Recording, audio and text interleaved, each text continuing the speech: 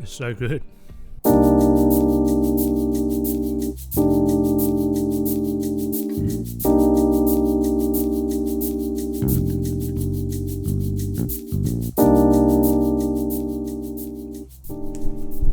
G'day friends, how's it going? Welcome back to Sam's Home Kitchen, where I bring to you budget-friendly recipes with sustainability in mind.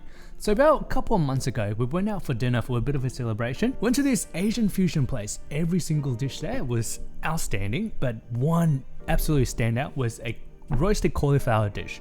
So it was a roasted cauliflower dish with satay sauce on top, so it gets a really nice caramelization, and then on the bottom a pool of like refreshing dairy cream infused with lemongrass. So it's refreshing, it's cold, there's that contrast of temperature and contrast of flavor, and just brings that freshness to round out the richness of satay. I replicated the dish a couple of times since visit, and I think you guys will absolutely love it, and so I will not gatekeep. So I'm going to turn this cauliflower, $2 a head at the moment, pretty alright, into a flavor bomb. I'm going to be using coconut cream instead, so everything we're making today vegan friendly. So don't know about you, that sounds pretty good to me, so let's get cooking. The first thing we're going to do before we touch the cauliflower, even though I have already touched it, we're going to turn the oven on at 200 degrees Celsius on fan force.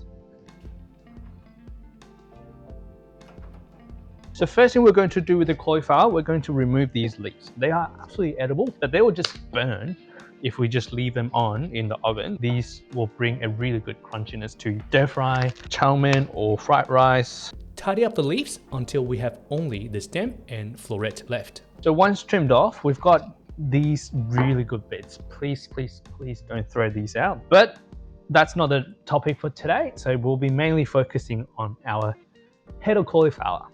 Grab a roll of alfoil, aluminium foil. We want enough alfoil to be able to wrap the entire cauliflower up. So give it a measure. Assume the cauliflower is a ball, diameter times pi equals to the circumference, so that is 3.1415926 of the length.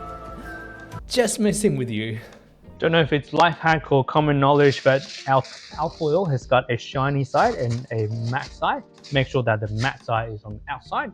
This will help with the heating. Apparently not a whole lot, but I still do it anyway. So we want just enough that we can wrap our cauliflower in. It's like a little parcel. So the idea of that is we're going to pop the whole thing into the oven. First step is we're going to wrap it up, cook it until it's soft, until it's cooked through. While it's cooking, we'll make our satay sauce and our cream. Once it's kind of almost done, we'll drizzle our rich satay sauce over it to get some really nice crusty caramelization.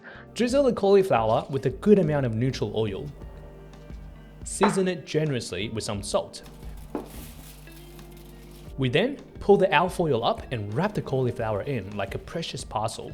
Alfoil will help us trap in the moisture and steam the cauliflower in the oven. Just to trap in any potential leakages from our cauliflower, we better be safe than sorry. Pop it in a baking tray. Also, I got 3 of these and another 2 grill plates from Facebook Marketplace. What a bloody steal. This is a cast aluminum tray, super happy. Pop the baking tray in the preheated oven for about 45 minutes. Or until the cauliflower is soft and cooked through. So next thing we're going to do is we're going to make the cold cream on the bottom. In Sam's Home Kitchen's true fashion, we're going to try to reduce as much dishes as possible. So we're going to make everything in the same pot. Grab a scale so you and I can be cooking to the exact same ratio. A tin of coconut milk. We're going to use half of it for the cream. Sometimes coconut milk can have a layer of solid on top. That is coconut cream. Stir it in or just give it a shake. Nothing to worry about here. Do half a tin, so 220 grams. My little cheat to get some depth of flavor is to add in some green curry paste. If you got some lemongrass or lemon myrtle, they'll do wonders. I got some lime from the side of the road last week. I zest the whole lime to add fragrance, and then just the juice of half of lime. I just use my fingers to catch the seeds. No unnecessary special tools needed. Give our coconut milk a quick mix. Right now this is a good opportunity to give it a taste. The coconut milk is still a little bit chunky, so what we're going to do is bring it over to the stove, heat it up so everything kind of melts and kind of combine all together. But tasting right now will just give you a good idea to see what else you need to prep. More citrus or more seasoning or more curry paste. I'm pretty happy with how this is right now, so we'll move on to the next stage. Onto the stove on medium to low heat. Cook the coconut milk until the cream solids melt and reach a uniform consistency. Have another taste and adjust the flavor accordingly. Once it reaches boil, we can turn the heat off and transfer into a container to cool down. Pop it in the fridge if you like. Now our cream is made, we'll move on to our satay. For our satay sauce, we'll use up the half a tin of coconut milk we left earlier. Usually satay we make with coconut milk and like red curry paste. Going to be a little bit creative today because I don't have any red curry paste, just trust in the process. Grab a couple of cloves of garlic and a knob of ginger if you got any handy. I'm trying to grow some in the garden, so wish me luck. Thinly slice up the garlic and mince it into small chunks into the pot with the coconut milk. Got 20 grams of light soy sauce, just to give it that depth of flavor and a bit of umami, and then some sugar. About 20 grams of sugar. Bring the coconut milk up to a simmer and reduce it a bit until it's no longer watery. Something like this. Next, add in a couple of spoons of peanut butter, about 40 grams. Smooth peanut butter or crunchy peanut butter, pick your poison. Give it a taste and season. Adjust based on your liking. In the end, we want to reach a consistency like what you can see here, slightly thinner and runnier than fudge, and our satay sauce is done. At this point, our cauliflower should be all cooked through. Get it out of the oven, unwrap it, and the best way to tell if it's cooked is to stick a knife through. Little to no resistance means it's cooked through. And then we dress it up with our freshly made satay sauce. So right now we're just putting half of our satay sauce, remember half, don't go too much. Pop this back into the oven and then we'll leave the other half to drizzle at the end. We'll leave the alfoil open so we can get a good caramelization happening with our cauliflower. Back into the oven and roast the cauliflower wide open until the satay sauce almost dries up. I took mine out a little early because I was too hungry, but you can definitely go a tad longer until it takes on more color.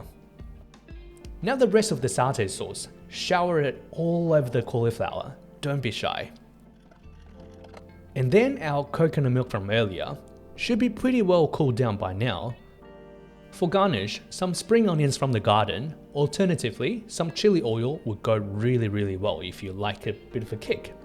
To enjoy this beauty, grab a knife and help yourself with a good slice. The cost breakdown is round the screen here. Everything added up comes to $3.52. It's about 1/6 of the price from dinner the other day. And there we have it. That is our roasted cauliflower with satay sauce and refreshing cold cream all done right here. Going to dive in and just let you know how it's like. Man, cauliflower is just such a vehicle to carry whatever flavor you throw at it.